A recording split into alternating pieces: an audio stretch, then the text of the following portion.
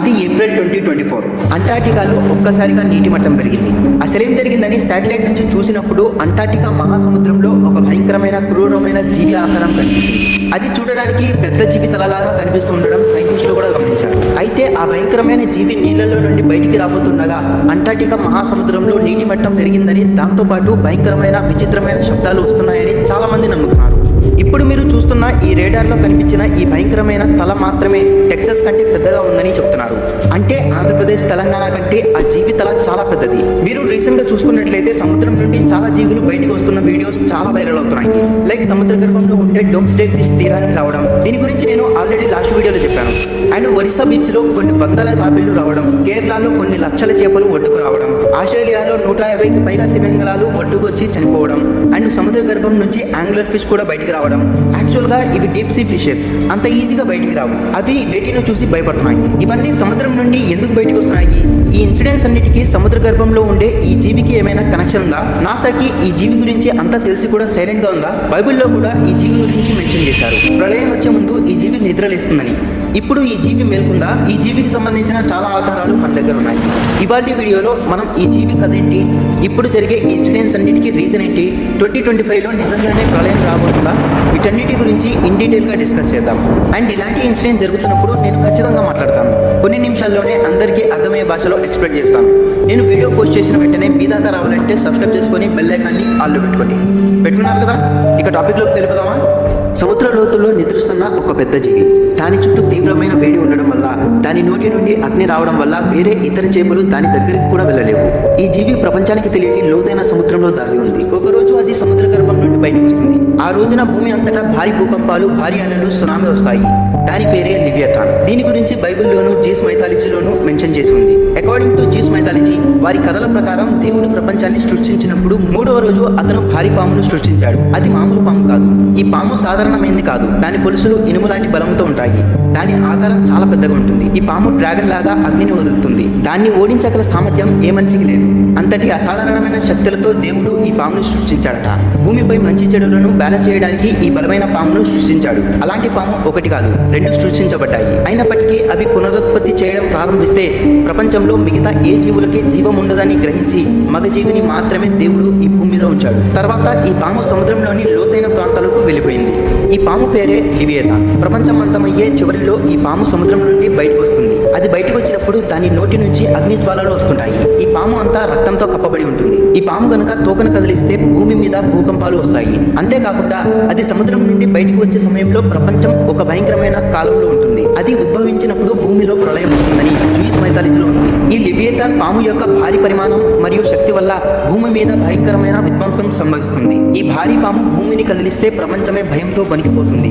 దాని ఊపిరి భూమిపై పెద్ద అగ్ని పర్వతంలాగా పెళ్తుంది. అనేక ప్రాంతాల్లో భారీ సునామీలు ఏర్పడతాయి. ఈ పాము ఆకాశంలోకి ఎగిరి భూమిని తిరిగి చూస్తే దాని తల భూమి వైపు తిరిగినప్పుడు సూర్యుడిని కూడా కంపివేసేంత పెద్దగా ఉంటుందని చెప్తారు. ఈ లివేదాన్ని ఎదిరించడానికి ఎవరూ లేరనిపించవచ్చు. కానీ జ్యూస్ పురాణాల ప్రకారం మంచివారు మాత్రమే దేవుణ్ణి ఆరాధిస్తారు. అలా ఆరాధించినప్పుడు దేవుడు వారిని స్వర్గానికి తీసుకెళ్తాడు.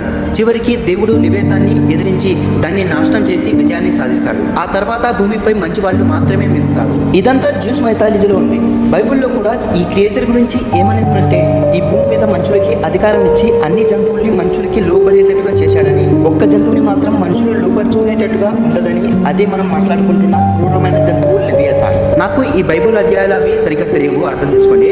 బైబిల్లో God created the great see monster అని క్లియర్ గా ఉంటుంది. ఈ ప్రపంచం సృష్టించిన తర్వాత 5వ రోజున ఈ మాన్స్టర్ ని సృష్టించాలని మెన్షన్ చేసి ఉంది. అండ్ బైబిల్లో ఇది కూడా ఉంది, you broke the heads of Leviathan in pieces అని ఉంటుంది. అంటే లివియథాన్కి 1 కంటే ఎక్కువ తలలు ఉన్నాయని, దేవుడు వాటిని తొలగించాడని బైబిల్లో. అండ్ రీసెంట్ గా వైరల్ అవుతున్న ఈ గూగుల్ మ్యాప్స్ లోని ఆకారాన్ని చూసి ప్రపంచమంతా ఇదే లివియథాన్ అని నమ్ముతుంది. అండ్ ఈ క్రియేచర్ ఇప్పుడు మేల్కొంది. అండ్ ఈ సముద్రపు జీవులన్నీ భయపడి బయటకు వచ్చేస్తున్నాయని జనాలందరూ నమ్ముతున్నారు. ఎందుకంటే ఇప్పటి వరకు మనుషులు కేవలం 5% సముద్రాన్ని మాత్రమే ఎక్స్ప్లోర్ చేశారు. మనుషులు వెళ్ళింది కేవలం 10 కిలోమీటర్ల లోతు వరకు మాత్రమే. ఇంకా మహాసముద్రం ఎంతుందో ఎవరికి తెలియదు. అందుకే జనాలు లివియథాన్ ఉందని చాలా బలంగా నమ్ముతున్నారు. బట్ వీటన్నిటికీ సైంటిఫిక్ ఎవిడెన్స్ లేదు. అయితే ఈ గూగుల్ మ్యాప్స్ లో కనిపించేది ఏంటంటే సోడియా ప్లేట్స్ అని ఉంటాయి, టెక్టానిక్ ప్లేట్స్. ప్లేట్స్. అవి సౌత్ ఆఫ్రికాకి అంటార్టికాకి మధ్య లొకేట్ అయి ఉన్నాయి. ఈ గూగుల్ మ్యాప్స్ ని జూమ్ అవుట్ చేసి చూస్తే ఈ ప్లేట్స్ అన్ని రీఅసెంబుల్ అయ్యి ఒక స్నేక్ షేప్ లాగా కనిపిస్తుంది అంతే. మరి ఈ సముద్రపు జీవులు దేన్ని చూసి భయపడి ఒడ్డుకు వచ్చేస్తున్నాయంటే దానికి కూడా వ్యాలిడ్ సైంటిఫిక్ రీజన్ ఉంది. ఒరిస్సా బార్డర్ లో 7 lakh టర్టిల్స్ వచ్చాయి. అవి ఎవ్రీ ఇయర్ వస్తాయి. ఎందుకు వస్తాయంటే మాస్ నెస్టింగ్ చేయడానికి, అంటే గుడ్లు పెట్టడానికి. ఇవన్నీ ఆల్వ్యూ రెడెడ్ టర్టిల్స్. వీటి స్పెషాలిటీ ఏంటంటే ఇవి ఎక్కడ పుట్టాయో అక్కడే మాస్ నెస్టింగ్ చేయడానికి వస్తాయి. కేరళలో చాలా ఫిషెస్ ఒడ్డుకు రావడాన్ని చూసాం కదా, వాటినే సాడిల్ రష్ అంటారు. ఈ ఫిషెస్ అన్ని కూల్ వాటర్ ని వెతుక్కుంటూ కేరళ కోస్టల్కి వచ్చేసాయి. ఇదేం ఫస్ట్ టైం కాదు, చాలా సార్లు వచ్చాయి. ఆస్ట్రేలియాలో చాలా వేల్స్ ఒడ్డుకు వచ్చేసాయి కదా, వాటినే ఫాల్స్ కిల్లర్ వేల్స్ అంటారు. వేల్స్ అన్ని ఒక ప్లేస్ నుండి ఇంకో ప్లేస్ కి వెళ్తున్నప్పుడు వాళ్ళ గ్రూప్ లోనే ఒక లీడర్ ని చూస్ చేసుకుంటాయి. అదే లీడర్ మ్యాగ్నెటిక్ ఇంబ్యాలెన్స్ వల్లనో ఇంజురీస్ వల్లనో రూట్ మర్చిపోతే వేల్స్ అన్ని ఇలా ఒడ్డుకు వచ్చేస్తాయి. మొన్న తస్మానియాలో మోర్ దాన్ 200 వేల్స్ ఒడ్డుకు వచ్చేసాయి. అక్కడి గవర్నమెంట్ వాటిని రిటర్న్ ఓషన్ లోకి పంపడానికి ఎంత ట్రై చేసినా అవి సిగ్గా ఉండడం వల్ల ఓషన్ కరెంట్స్ కి అవి రివర్స్ వచ్చేసాయి. ఇదేం ఫస్ట్ టైం కాదు, హిస్టరీలో చాలా సార్లు జరిగింది. అజెన్సీలో వాటర్ వేవ్స్ ఇలా స్క్వేర్ షేప్ లో కనిపించాయి కదా, అవి ఎప్పుడు ఇలా వస్తాయంటే 2 వేవ్స్ 2 డిఫరెంట్ యాంగిల్స్ లో ట్రావెల్ చేస్తూ ఒక రైట్ యాంగిల్ లో కొలైడ్ అయినప్పుడు ఇలా వాటర్ వేవ్స్ స్క్వేర్ షేప్ లో కనిపిస్తాయి. స్పెయిన్ లో ఏదైతే యాంగులర్ ఫిష్ కనిపించిందో అది అంతకుముందు కూడా కనిపించింది, కానీ డెత్ కండిషన్ లో. స్పెయిన్ లో కనిపించిన యాంగులర్ ఫిష్ చాలా ఇంజూర్ అయ్యింది, అందుకే అది పైకి వచ్చేసింది. పైకి వచ్చిన కొద్దిసేపటికే అది చనిపోయింది. అండ్ మెక్సికన్ వాటర్ లో మనకి కనిపించిన ఫిష్ పేరే డోమ్స్డే ఫిష్. అది కోస్టల్ ఏరియాకి ఎందుకు వచ్చిందంటే ఎప్పుడైతే ఓషన్ లో సిస్మిక్ యాక్టివిటీస్ అవుతాయో అవి ఆ చేంజెస్ ని తట్టుకోలేవు, బయటకు వచ్చేస్తాయి. ఏదైతే మనం ఓర్ ఫిష్ ని చూసామో అది సివియర్ గా ఇంజూర్ అయ్యింది, అందుకే అది రిటర్న్ ఓషన్ లోకి వెళ్ళలేకపోయింది. సో సముద్రంలో జరిగే అబ్నార్మల్ యాక్టివిటీస్ కి అండ్ ఈ లివియథాన్ గురించి మీకు క్లారిటీ వచ్చింది అనుకుంటున్నాను. ఫేక్ న్యూస్ ని చూసి భయపడకండి. అండ్ ఈ ఎంటైర్ ఇష్యూ గురించి మీరేమనుకుంటున్నారో కింద కామెంట్ లో చెప్పండి. అండ్ ఇంతవరకు ఈ వీడియో చూస్తున్నారంటే మీకు నా ఎక్స్ప్లెనేషన్ ఖచ్చితంగా నచ్చే ఉంటుంది. Thank you so much for that. And నా నుండి ప్రతిరోజు ఇలాంటి అప్డేటెడ్ ఇన్ఫర్మేటివ్ వీడియో ఒకటి వస్తుంది. నేను వీడియో పోస్ట్ చేసిన వెంటనే మీ దాకా రావాలంటే సబ్స్క్రైబ్ చేసుకొని బెల్ ఐకాన్ని ఆల్లో పెట్టండి.